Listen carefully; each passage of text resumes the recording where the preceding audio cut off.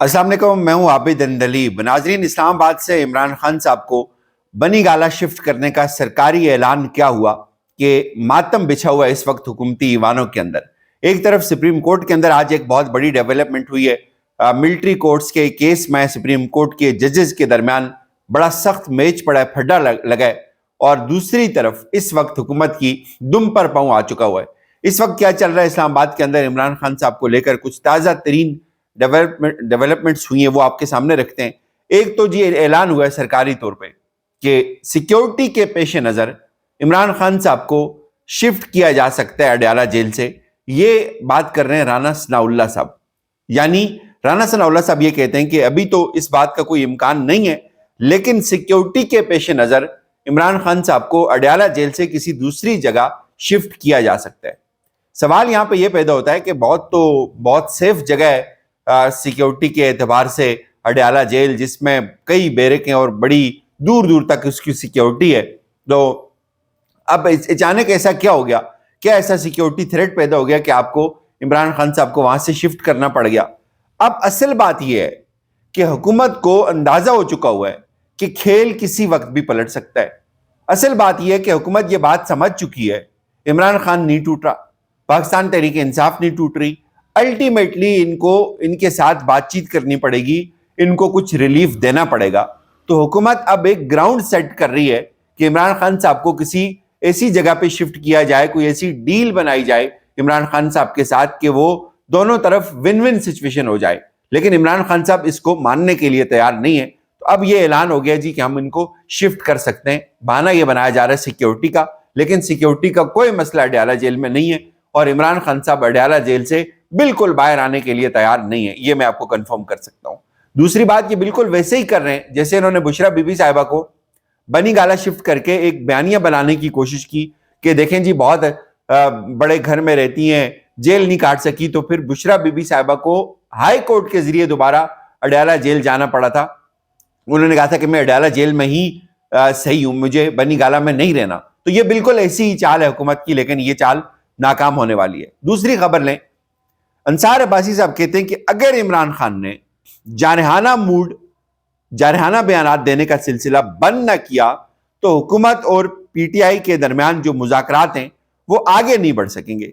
अच्छा, बड़ी बात कर रहे हैं ये जी कि ये ऐसे लग रहा है कि जैसे अंसार अब्बासी साहब ये कह रहे हैं कि जो मुज़ाकरात हैं वो हुकूमत कर रही है। हकीकत क्या है?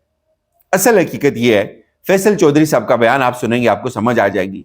उन्होंने कहा जी कि नून लीग की मुज़ाकराती कमेटी के अरकान इसाक डार साहब, राना सनाउल्लाह साहब, सेनेटर इरफान सिद्दीकी और अयाज सादिक ने पीटीआई कमेटी की इमरान खान साहब से मुलाकात करवाने की भरपूर कोशिश की, लेकिन उसके बावजूद भी वो मुलाकात नहीं करवा सके। अंसार अब्बासी तो कहते हैं ना हुकूमत के साथ मुज़ाकरात हो रहे हैं, सब कुछ बहुत अच्छा हो जाएगा इमरान खान अगर चुप हो जाए। लेकिन असल बात यह है कि जो बात फैसल चौधरी ने की है कि इस मुज़ाकराती कमेटी की कुल हैसियत यह है जो हुकूमत की तरफ से बनी हुई है कि वो इमरान खान साहब की जो मुज़ाकराती कमेटी है उसके साथ उसकी मुलाकात तक नहीं करवा सकते बावजूद कोशिश के। तो ये क्या मुज़ाकरात करेंगे? बहरहाल आज एक और शोशा छोड़ा जाता बीच बीच में कि इमरान खान का मिलिट्री ट्रायल होगा, और हमने आपको बहुत पहले कहा हुआ है बिल्कुल नहीं होगा।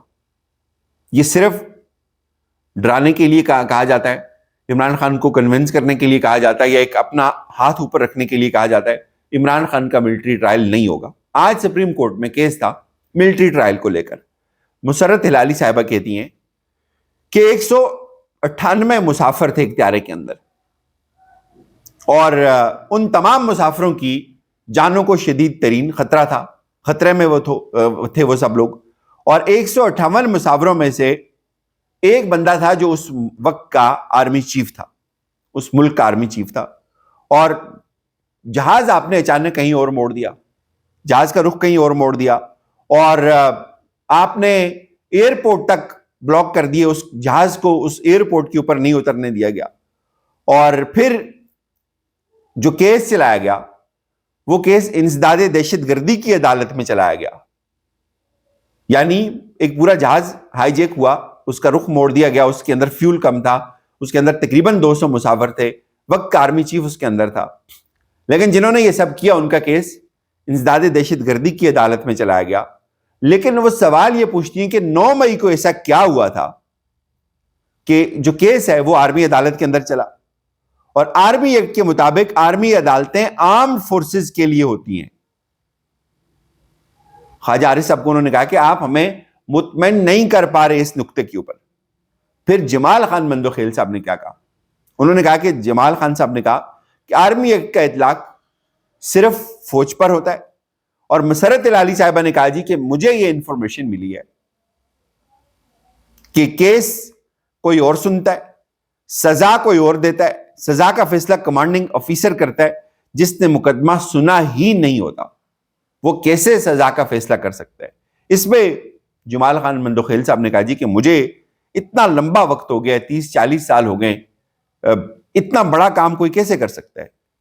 اصل پھر یہاں پہ ایک ٹرن آتا ہے، جسٹس نعیم اختر اخوان صاحب کچھ بات کرتے ہیں۔ انہوں نے کہا جی کہ عام تاثر ہے کہ فوجی عدالتوں میں ٹرائل صرف سزا دینے کی حد تک ہوتا ہے۔ نعیم اختر اخوان کیا کہتے ہیں یہ سنیں، اور وہ کہتے ہیں کہ مناسب ہوتا اگر آپ آگاہ کر دیتے کہ فوجی عدالتوں میں ٹرائل کن مراحل سے گزرتا ہے۔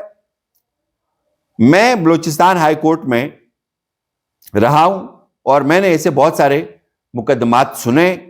کورٹ مارشل میں مرضی کا وکیل کرنے کی سہولت ہوتی ہے، فوجی عدالتوں کا ٹرائل بھی عام عدالت جیسا ہوتا ہے۔ جسٹس نعیم اختر اخوان صاحب کہتے ہیں، قاضی عیسیٰ کے بڑے چہیتے ہیں یہ، اور پھر یہ کہتے ہیں کہ فوجی عدالت میں بطور وکیل صفائی میں پیش ہوتا رہا ہوں۔ جسٹس حسن اظہر رضوی صاحب نے کہا ملزم کے لیے وکیل کے ساتھ ایک افسر بطور دوست بھی مقرر کیا جاتا ہے، ٹرائل میں وکلا کے دلائل بھی شامل ہوتے ہیں۔ فرق صرف اتنا ہے کہ فوجی عدالت میں جج افسر بیٹھے ہوئے ہوتے ہیں۔ معاملہ بنیادی حقوق اور آرٹیکل 10A کے تناظر میں دیکھا جائے گا، جمال خان مندوخیل صاحب نے کہا۔ وکالت اور بطور جج میرا مجموعی تجربہ 38 سال کا ہے، میں آج بھی خود کو پرفیکٹ نہیں سمجھتا۔ فوجی عدالت میں بیٹھا افسر اتنا پرفیکٹ کیسے ہو سکتا ہے کہ وہ اتنی سزا کا تعین کر سکے؟ یعنی عمر قید کی سزا بھی ہو سکتی ہے، سزائے موت بھی ہو سکتی ہے اس میں، یہ انہوں نے آج کہا۔ یعنی سپریم کورٹ نے اب اس کیس کو دوبارہ سموار تک ملتوی کر دیا ہے۔ خواجہ حارث سے کوئی بات بنی نہیں، ان کے دلائل سے عدالت مطمئن نہیں ہوئی، اور یوں یہ کیس آگے چلا گیا۔ بڑی واضح تقسیم آج کھل کے نظر آئی ہے۔ جمال خان مندوخیل صاحب ایک طرف ہیں، جسٹس جو مسرت ہلالی صاحب ہیں وہ دوسری طرف، وہ بھی ان کے ساتھ کھڑی ہیں، اور جبکہ حسن اظہر رضوی صاحب بیچ میں کبھی ادھر کی بات کرتے ہیں کبھی ادھر کی بات کرتے ہیں۔ نعیم اختر اخوان صاحب نے جو بات کی ہے وہ بڑی حیران کن ہے۔ لیکن آج جو بنیادی سوال تھا وہ سوال یہی تھا کہ اگر ایک طیارہ ہائی جیکنگ کیس عدالتی انسداد سے دہشت گردی کی عدالت کے اندر چلایا جا سکتا ہے، تو سرکاری عمارتوں پر حملہ بھی انسداد دہشت گردی کی عدالتوں کا ہی دائرہ اختیار ہونا چاہیے، نہ کہ ملٹری کورٹس کا۔ آخر پہ بات کریں گے قاضی عیسیٰ صاحب کے ایک سیکرٹری تھے مشتاق صاحب، ان کے حوالے سے آج وی نیوز کے اوپر ایک بات سامنے آئی ہے کہ جو بلہ چھیننے کا فیصلہ تھا، مشتاق صاحب یہ کہتے ہیں کہ چونکہ ڈاکٹر مشتاق قاضی صاحب کے بڑے چہیتے تھے، قاضی صاحب ان کو بڑی دور سے لے کے آئے ہوئے تھے، انہوں نے آج یہ بات کنفرم کی ہے کہ جو بلہ چھیننے کا معاملہ تھا اس میں انہوں نے بھرپور ریزسٹ کیا قاضی فائز عیسیٰ صاحب کو، لیکن قاضی فائز عیسیٰ صاحب کنونس تھے، انہوں نے وہ بلہ چھین لیا پاکستان تحریک انصاف سے۔ آہستہ آہستہ اب حقائق کھل رہے ہیں، قوم کو چیزیں پتہ چل رہی ہیں۔ سیکرٹری صاحب نے آج زبان کھول دی ہے اور انہوں نے کہا کہ قاضی صاحب کا ذاتی معاملہ تھا، یعنی قاضی فائز عیسیٰ یہ بات طے کر چکے ہوئے تھے کہ انہوں نے تحریک انصاف سے بلہ چھیننا ہے۔ اجازت دیجیے، اپنا خیال رکھیے گا، خدا حافظ۔